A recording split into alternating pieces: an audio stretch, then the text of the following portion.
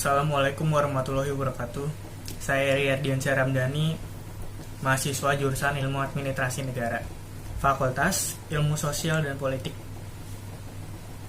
Saya di sini ingin menjelaskan materi tentang karakteristik masyarakat majemuk untuk memenuhi tugas mata kuliah Sistem Sosial Budaya Indonesia. Oke, karakteristik masyarakat majemuk. Di sini saya membaginya menjadi definisi, karakteristik, jenis, faktor, dampak, unsur, serta contohnya. Definisi masyarakat majemuk.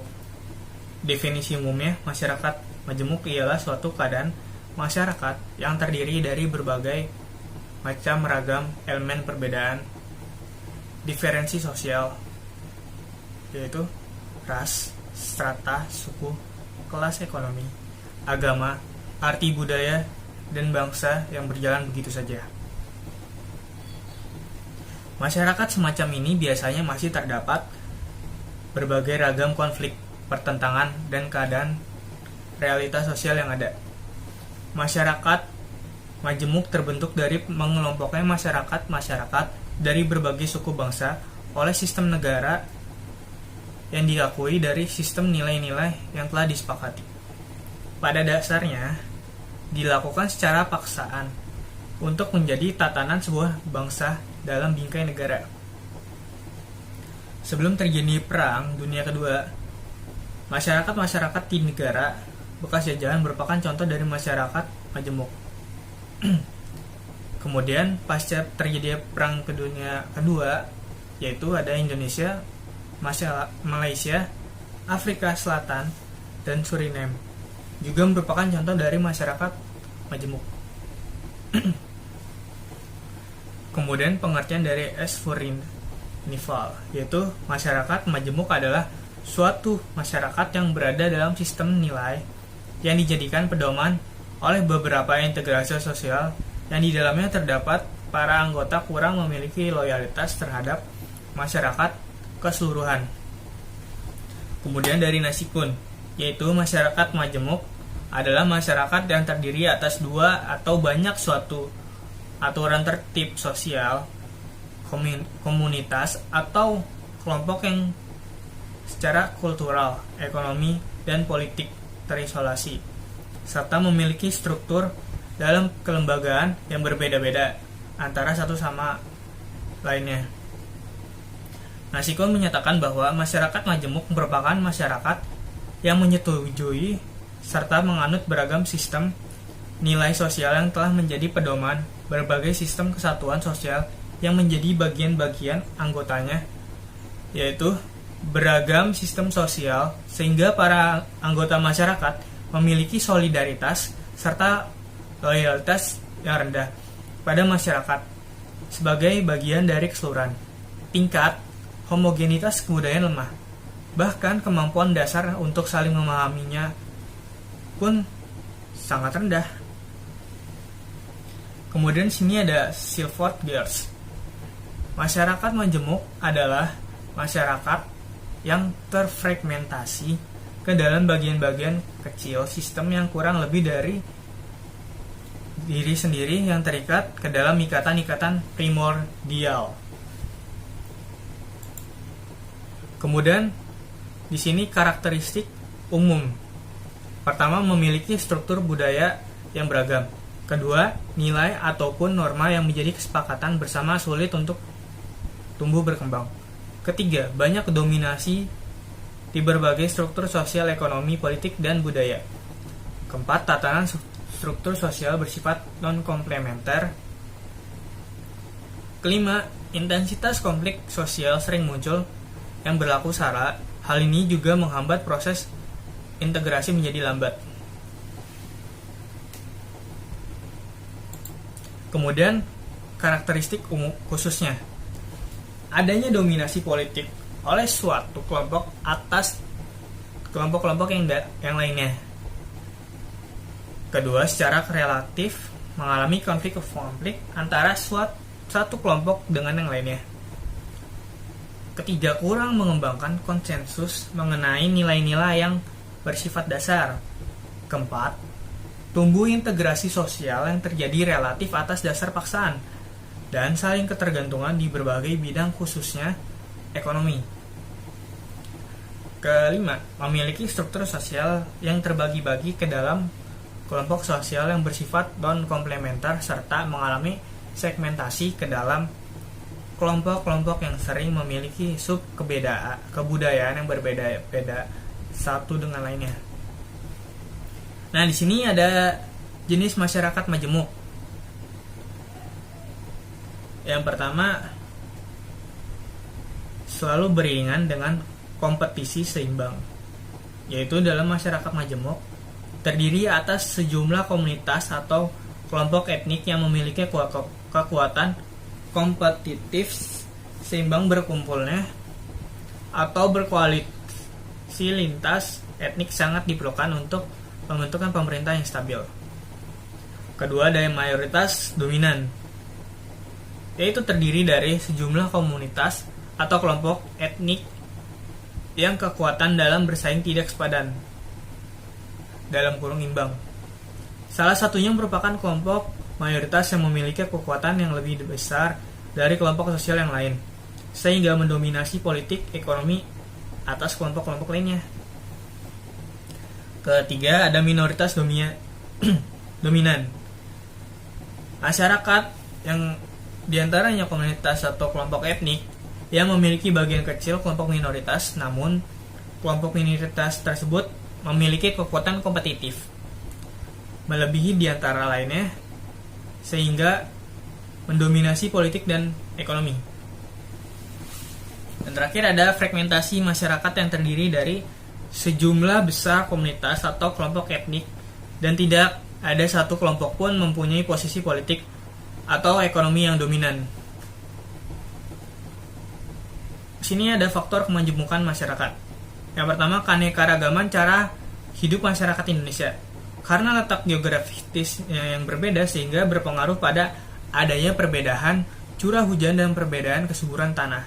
Akibatnya, perbedaan curah hujan dan kesuburan tanah menimbulkan dua lingkungan ekologis, antara lainnya pertanian sawah ada di Jawa dan Bali, pertanian tanah kering, pertanian ladang, serta pertanian berpindah terdapat di luar Jawa.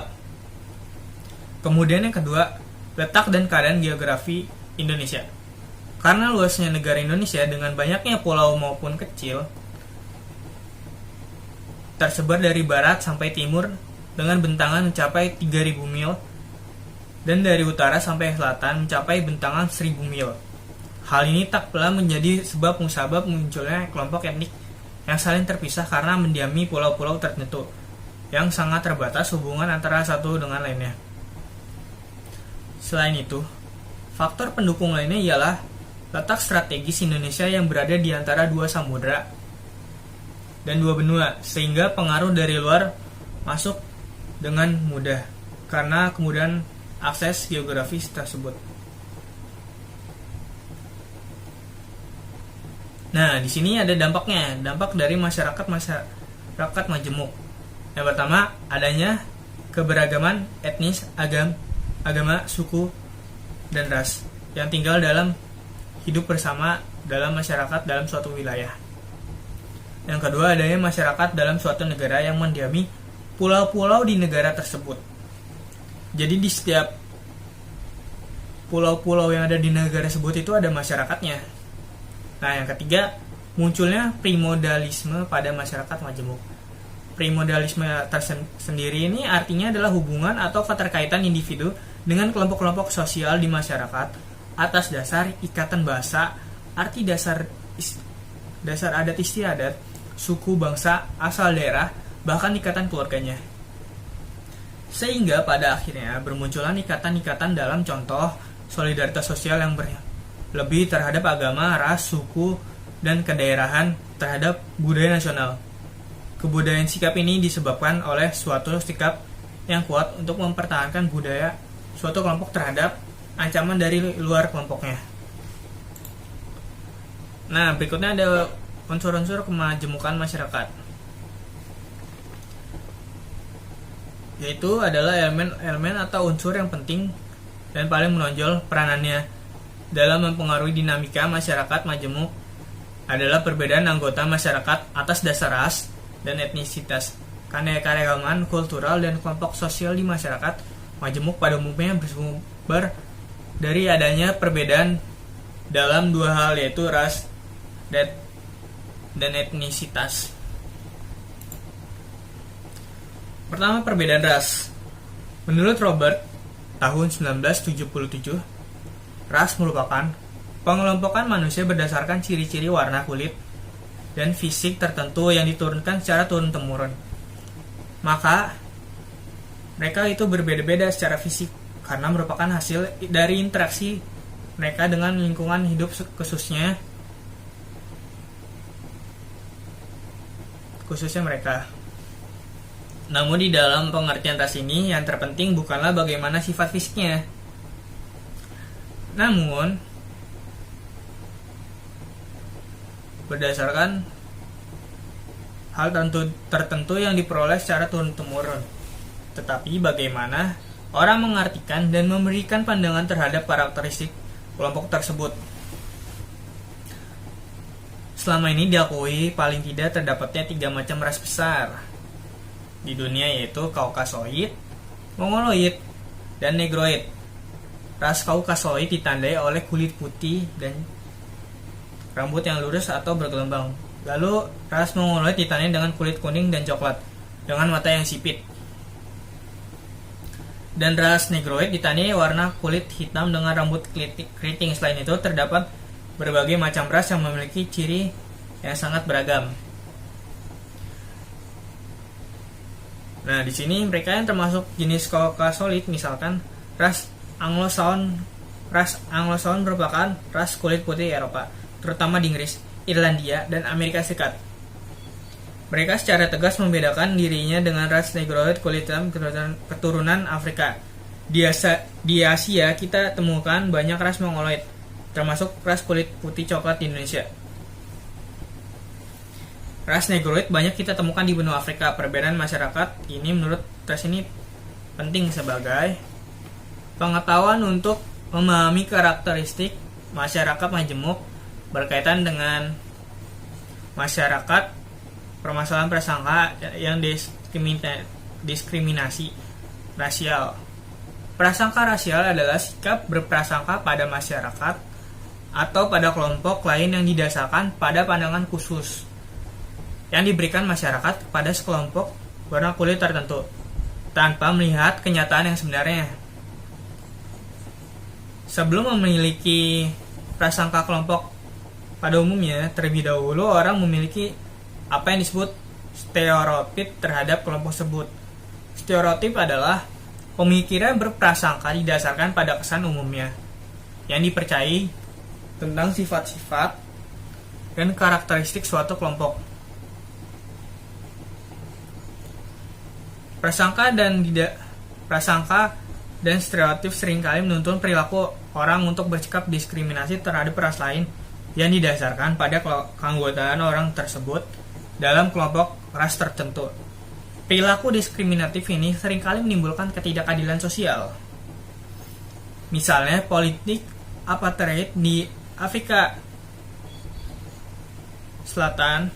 Politik ini berlaku sebelum Nelson Mandela, pemimpin kulit putih hitam di Afrika, meraih kekuasaan. Sebelumnya orang putih-putih minoritas telah memegang kekuasaan bertahun-tahun dan membatasi secara hukum hak politik warga negara kulit hitam di Afrika. Kemudian di sini ada perbedaan etnisitas atau etnis. Menurut Robertson tahun 1977, kelompok etnik adalah sejumlah besar orang yang memandang diri dan dipandang oleh kelompok lain, memiliki kesatuan budaya yang berbeda.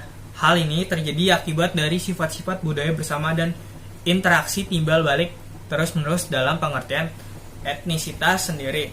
Ini yang penting adalah anggota kelompok etnis tersebut memiliki perasaan identifikasi yang sama berdasarkan asal-usul, bahasa, agama, tradisi, dan pengalaman hidup. Mereka membedakan dirinya dengan kelompok lain berdasarkan ciri-ciri budaya khas yang mereka miliki. banyak kelompok suku di Indonesia dipandang berbeda satu sama lain secara ras dan etnis. Misalnya antara orang Jawa dengan orang Irian Jaya dan orang Maluku. Mereka membedakan secara ganda atas dasar ras dan etnik. Akan tetapi, ada juga berbagai kelompok yang membedakan hanya atas dasar etniknya saja. Misalnya, antara lain orang Batak dan orang Bali, serta orang Jawa. Mereka dibedakan atas dasar bahasa, suku budaya, dan agama yang mereka anut. Pada umumnya, orang secara sepintas memandang mereka memiliki tradisi pandangan hidup dan suku budaya yang berbeda satu sama lainnya.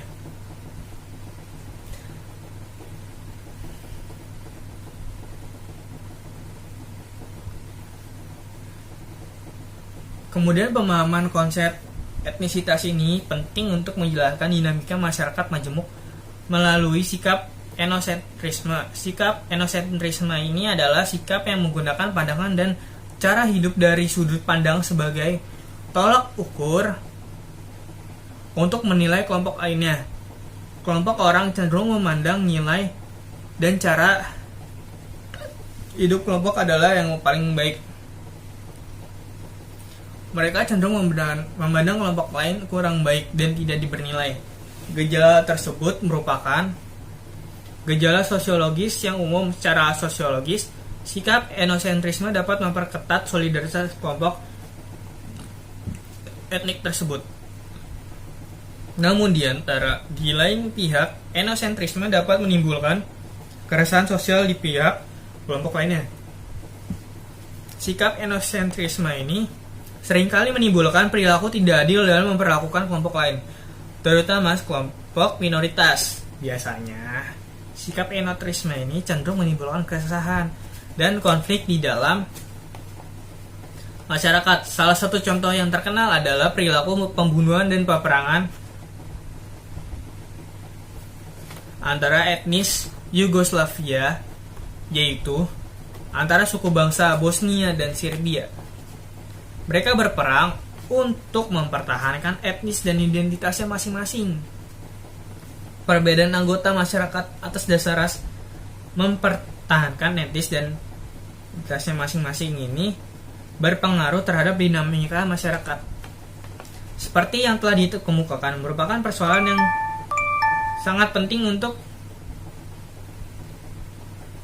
mempelajari sistem sosial masyarakat Indonesia, prasangka dan diskriminasi rasional yang cenderung berkembang di masyarakat majemuk dapat mengancam integritas nasional masyarakat majemuk. Demikian, konsep kecenderungan masyarakat ini merupakan pengetahuan penting untuk mempelajari masyarakat Indonesia, karena hal itu cocok dengan kenyataan sosial masyarakat Indonesia.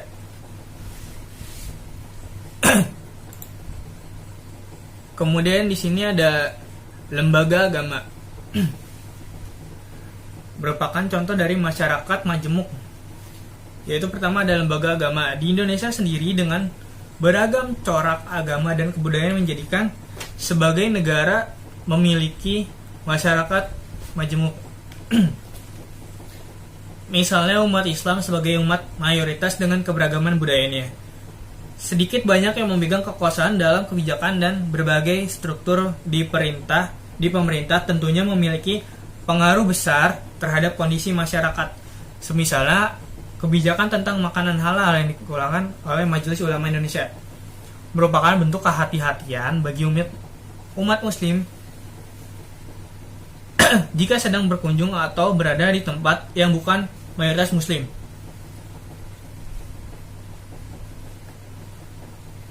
Agar lebih mudah mengetahui mana yang halal dan haram. Sementara bagi non-muslim, kebijakan tersebut sebagai dasar dalam mengetahui banyak hal yang memberikan penghargaan terhadap saudara-saudara muslim, mengetahui hidangan mana saja yang halal dan mana yang tidak bisa dimakan oleh muslim. Kemudian ada budaya. Contohnya diantaranya itu bisa kita lihat dari dalam negara Indonesia banyak corak keragam budaya. Misalnya dalam budaya etnis Tionghoa tidak memiliki terlalu banyak bagian kelompok mayoritas di Indonesia. Namun mereka memiliki peran yang besar dan di bidang politik, ekonomi, budaya suatu negara. Adanya peringatan hari-hari besar dalam kalender Tionghoa menjadikan kita mengetahui pengaruhi cara keberagaman yang mereka. Adanya kebudayaan dalam acara-acara kebudayaan tersebut menjadikan kita tahu budaya dari etnis tersebut dan memperkaya wawasan kita dan kebudayaan. Oke, sekian penjelaskan dari materi saya. Kurang lebihnya mohon